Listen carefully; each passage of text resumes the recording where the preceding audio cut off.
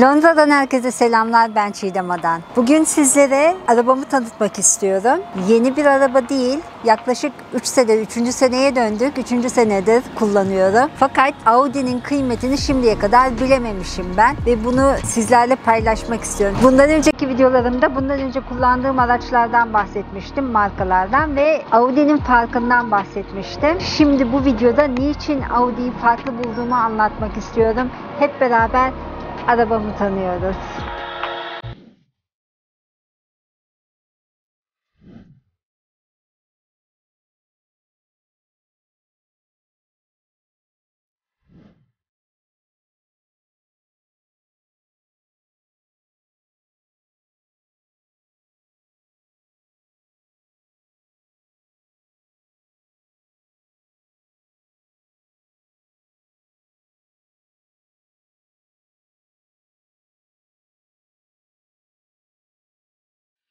Evet, aynen bu görüntüyle başlayan bir videom daha vardı. Audi'yi tanıttım, arabamı tanıttım. Fakat o böyle genelde hani Audi'yi falan tanıtıyordu. Bu gerçekten severek kullandığım, hayatıma girmiş bir arabayı anlatacağım şimdi size, özelliklerini. Evet, bu Audi A7. 2018'in sonunda 2019 modelli bir araç. Ben ilk aldığım zaman çok uzun geldi. Nedense bir de ağır bir arabaydı. Yani ağır geldi. Ve bundan önce kullanıyordum. Mercedes C-Class 220 kullanıyordum. Spor, hatchback. Daha küçük duruyor. Belki boyu aynıdır, bilmiyorum. Bu 5 metre bu arada. Belki boyu aynıdır, bilmiyorum ama bana daha geliyordu. Kompakt, daha küçük falan geliyordu. Tabii ki hafif araba. Birdenbire böyle 2 tona yakın, 1900 kilo falan galiba bu araba. 2 tona yakın bir araba. 5 metre, kocaman, geniş, spor olmasına rağmen salon arabası özelliklerini taşıyan çok rahat, konforlu bir araç. Şimdi isterseniz yavaş yavaş niçin konforlu dediğimi, konfordan kastettiğim şeylerin neler olduğuna bakalım. Arabamı tanıyalım. İsterseniz en önce açma kapama düğmesine, anahtarına bakalım. Böyle anahtarımız gayet kibar.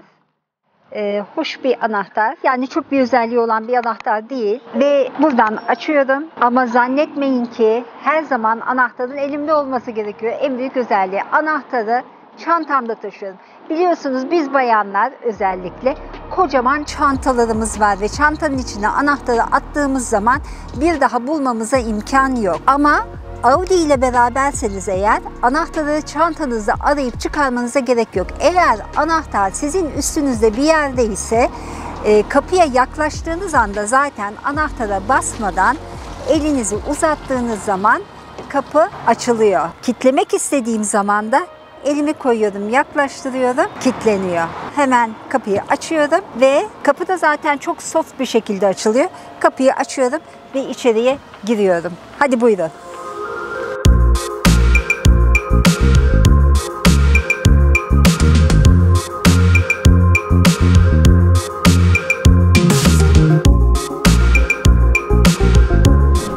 Arabaya oturduğum zaman ilk önce koltuk ayarlarından bahsetmem gerekiyor. Koltuk ayarları 2 tane ayarlayabileceğiniz, fix yapabileceğiniz ayar var.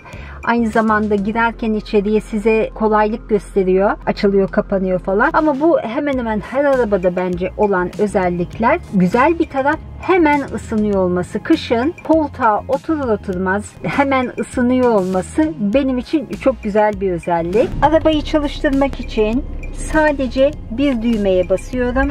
Start Engine düğmesine. Hemen ekranım açıldı. Sesi kesiyorum. Direksiyon üstünden kontrolü var. Sesi kestim. Bizi rahatsız etmesin diye. Evet, koltuk ısıtma düğmesi hemen burada. Koltuğu ısıtmak istiyor isem hemen buradan düğmeye basıyorum ve anında ısınıyor. Bu bence çok güzel bir özellik. Bunlar da işte buradaki klima, soğutma, havayı üfleme, 3 ayar. Bunlar zaten bunların hepsi dokunmatik olması çok güzel ayarların. Bu slide yapabiliyorum, yani yukarı aşağı kaydırarak dereceyi ayarlayabiliyorum. Şu anda tabii koltuğum çok ısındı. Hemencecik bunu indirelim.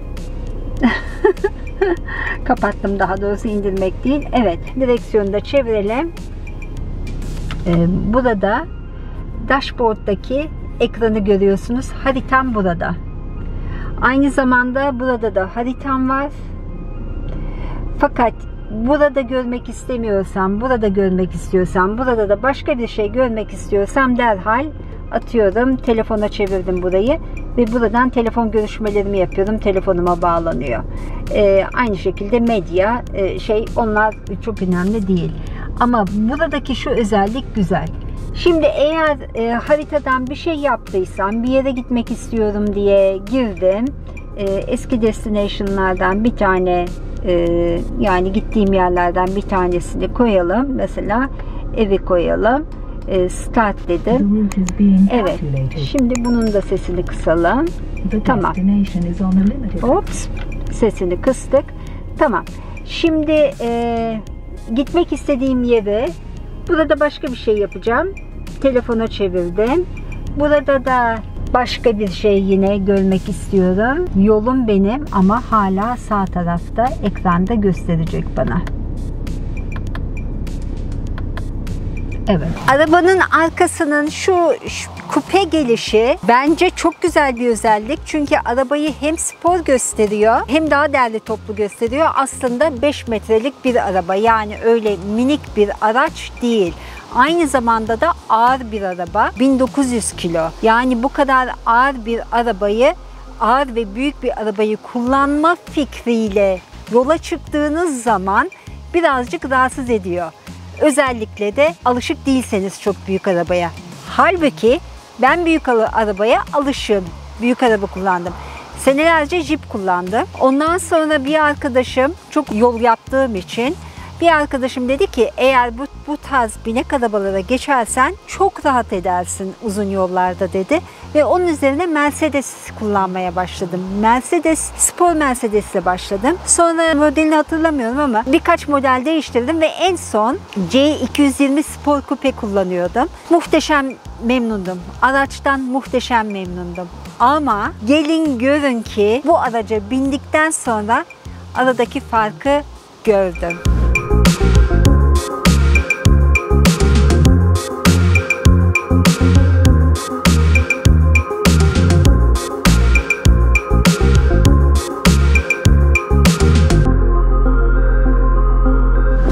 Bana en çok sorulan sorulardan bir tanesi de bu. 5 beygir gücünde araç mı kullanıyorsun diye. Hayır, 5 beygir gücünde araç kullanmıyorum. Onu niye 5.0 yapmışlar onu bilmiyorum ama araç aslında 3 beygir gücünde. 280, öyle mi denir? 3 litrelik 286 beygir gücünde çok kuvvetli bir makinesi var ve o kuvvetli makine zaten bu kadar ağır bir kasayı rahatlıkla taşıyor. Zannetmeyin ki hantal bir araç, asla değil. Benim bu bebeğimin başka sevdiğim özelliklerini göstereyim. Alışverişten geliyorum. Ellerim kollarım dolu. Anahtarımı bulup da arabamı açamayacağım. Hemen ellerim torbalarla doluyken aşağıya doğru tekme atıyorum. Aşağıya bir tekme atıyorum. Tata! Bagaj açılıyor. Yani kocaman muhteşem bir bagajım var ve bana bol bol yetiyor. Tam aile için güzel bir bagaj. Şimdi kapatmak istiyorsunuz. Yine anahtara hiç gerek yok. Burada düğmelerimiz var. Kapatıyorum. Hop, kapanmadı. Onunla kapatıyorum. Ama eğer ki artık buradan gideceğim, kilitlemek istiyorum. O zaman da tekrar açalım. O zaman da yanındaki kilitleme düğmesine basıyorum ve araç kilitlendi.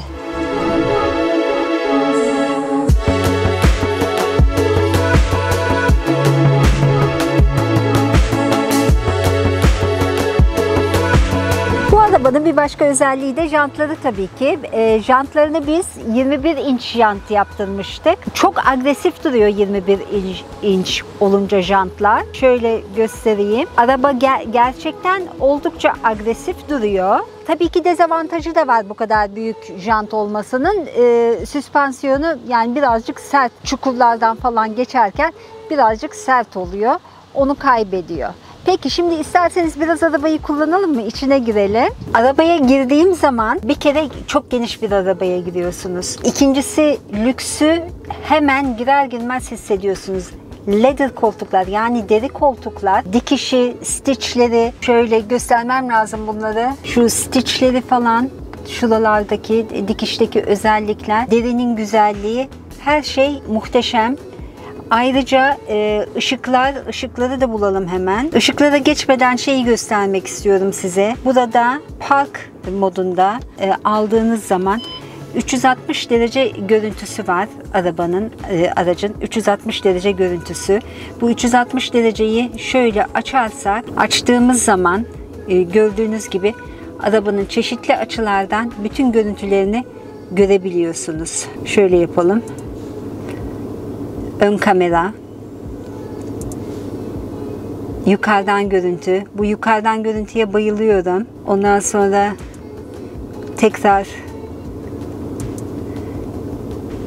geniş görüntü, lastikler, ön lastikler, arka lastikler. Park ederken çok güzel bir görüş sağlıyor ve en dar yerlere bile girebiliyorum. Arabadaki en çok sevdiğim özellikleri söylerken ben diyorum ya, yani Audi çok harika değil. Bazen aracı motoru kapattığımı anlamıyorum. Yani kapattım mı, kapatmadım mı çok anlamıyorum. Motor kapandı zannediyorum, çıkıyorum ama anahtar kilitlemeyince anlıyorum ki motor hala çalışıyor. O kadar sessiz çalışıyor.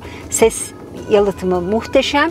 Ayrıca ses demişken müzik muhteşem. Arabadaki müzik sistemi, gerçi biz özel müzik sistemi koydurmuştuk ama arabadaki müzik sistemi normal araçlarında bile Audi'nin çok güzel. Bangır bangır müzik dinleyebilirsiniz. Şarj etmesi, telefonu kablosuz şarj etmesi bence muhteşem. Bir başka özelliği, bakın, tata, telefonum gördüğünüz gibi orada ve kablosuz şarj oluyor. Arka koltuklara falan bakın. Ben bunu alacağımız zaman, bu arabayı 3 sene önce araba alacağımız zaman, Mercedes'i değiştireceğim zaman spor araba istiyordum. Çünkü Mercedes spordu. Hani ondan biraz daha spor bir arabaya geçmek istiyordum ve daha kuvvetli bir araca geçmek istiyordum. RS5 bakmıştım sporlarından. Çok da gönlüm kaydı. Güzel ve eşim ısrarla, sana bu yakışır, hani business arabası, iş yaparken de kullanırsın, biraz daha ağır araba falan diye ısrarla bunun üstünde durdu. İlk bir sene zorla, hani istemeden kullanır gibi kullandım. Çünkü aracı da tanımıyordum, bilmiyordum. Bir sürü özelliği var. Mesela yolda giderken eğer trafikteyseniz aracı direkt bırakın, kendi kendine öndeki aracı takip ettiği için duruyor, kalkıyor, mesafeyi ayarlıyor. Sizin herhangi bir şey yapmanıza gerek kalmıyor. Eğer hızlı gidiyorsan pedala basman lazım diyor. Hemen dashboardda kırmızı pedal işareti çıkıyor. Eğer gaza basmanı istiyorsa yeşil pedal işareti çıkıyor. Yani Tesla gibi tamam, kendi kendine autopilot gitmiyor ama neredeyse her şeyi kendi kendine yapıyor. Özellikle trafikte çok güzel. Bir aile aracı, spor görünümlü olmasına rağmen aile aracı olarak kullanılabilir. Aile arabası olur, çok güzel. Arka koltuklarında konforundan dolayı özellikle uzun yol arabası. Bir tek sıkıntı var. Yani 286 beygir gücündeki motorun yapması gereken bence tek bir sıkıntısı var. Gaza ilk bastığınız anda hız almıyor. Yani eğer ışıkta işte birkaç araba duruyorsunuz, hani ben öne çıkayım falan gibi bir şey, atılım sakın yapmayın. Veyahut da acilen bir atılım yaparak gitmeniz gereken bir şey var ise, yer var ise orada araca güvenmeyin. Gazı geç alıyor. Gazı geç alıyor ama ondan sonra basın gitsin. Ayrıca da yol kavraması muhteşem. Yola bir yayılıyor. Yani ben Mercedes'i kullanırken aynı güveni hissetmemiştim. Bu araçla virajları falan istediğin gibi alıyorsun. Araba resmen hani yola yayılıyor, yolu kavruyor dedikleri şeyi ben bu arabayla, bu A7'la anladım ne demek istediklerini. Yola gerçekten araç yayılıyor ve kavruyor yolu. Sarsıntı falan hiçbir şey hissetmiyorsunuz. O anlamda da muhteşem. Birazcık araç sürelim şimdi. Evet, şimdi yola çıktım.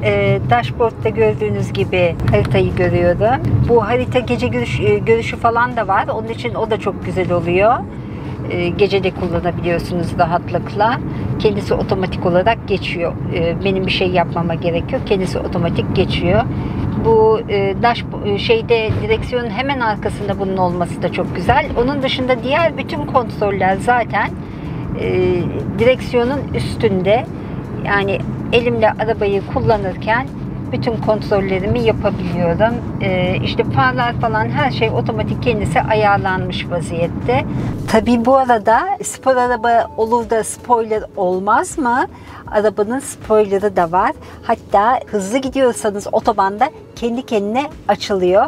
Ama isterseniz manuel olarak da açıyorsunuz. Onu da hemen gösteriyorum. Evet, o da buradan. Evet, benim Audi aşkım yavaş yavaş gelişti. Ben Mercedes'ten başka araç kullanamam zannediyordum. Çünkü sağladığı bir sürü güzel imkanlar var. Ve o grubun, o community'nin bir parçası olmak güzel oluyor. Gittiğin zaman muhteşem ağırlanıyorsun araç sahibi olarak. Herhangi bir nedenle gittiğin zaman muhteşem ağırlanıyorsun. Mercedes'ten vazgeçemem zannediyordum. Ama Audi kullanmaya başladıktan sonra tabii ki yavaş yavaş kendini sevdirdi. Gerçekten güzel bir araç olarak benim kalbimde yer yaptı. Audi A7'yi sizlere tanıtmış oldum. Bu tarzda araba videoları paylaşmak istiyorum aslında. Çünkü sırada birkaç tane daha araba var. Yeni çıkmış yeni model arabalardan birkaç tane daha var paylaşmak istediğim. Eğer böyle videolar izlemek istiyorsanız lütfen bana olumlu olumsuz bir cevap yazın, bir yorum yazın. Ayrıca da ne tarz özelliklerini görmek istiyorsunuz araçların? Onları yazarsanız bana da yol göstermiş olursunuz. Muhteşem 2 tane daha araba videosuyla önümüzdeki 1-2 ay içinde 2 araba videosu daha gelecek çünkü hazırladım. Ben şimdilik size hoşça kalın diyorum. Mutlu günler sizlerin olsun.